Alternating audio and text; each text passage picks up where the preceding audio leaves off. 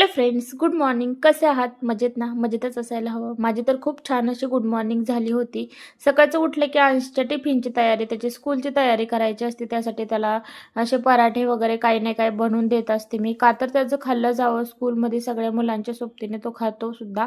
तर मी पराठे वगैरे बनवलेले आहेत. ह्याचा लाँग व्हिडिओ मी यूट्यूबला टाकलेला आहे. तर तिथं जाऊन तुम्ही पाहू शकता की कशी रेसिपी बनवते.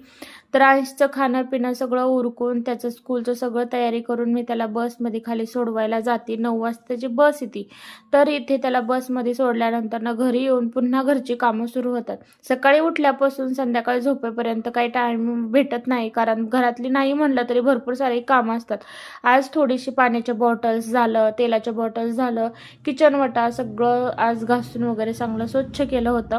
त्यानंतर ना माझी एक मैत्रीण आली होती. तिला ड्रायफ्रुट्सचे लाडू बनवायचे, त्यासाठी तिने खारका फोडल्या होत्या. तर तिच्या साईडला ऊन येत नाही म्हणून माझ्या गॅलरीमध्ये उन्हासाठी सुकवायला आणल्या होत्या आणि छान असं त्याला ऊनसुद्धा लागत होतं. त्यानंतर बघा घरातली कामं होत नाही, तुझं ऐंशीचा पण टायमिंग झाला यायचा.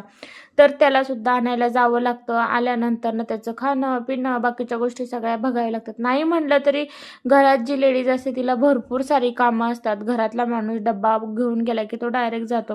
पण घरातल्यांना साधं बसता सुद्धा येत नाही, अशी भरपूर सारी कामं असतात. छोटी मोठी म्हटलं तरी भरपूर सारी कामं असतात.